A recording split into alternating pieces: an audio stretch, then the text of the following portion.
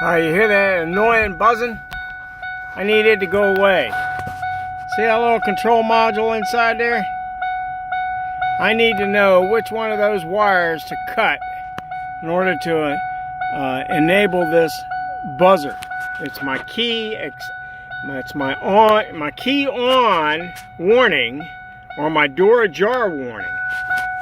And it's irritating the hell out of me. I can't shut it off. I can't find the model number on that box. So if anybody knows, give me a shout.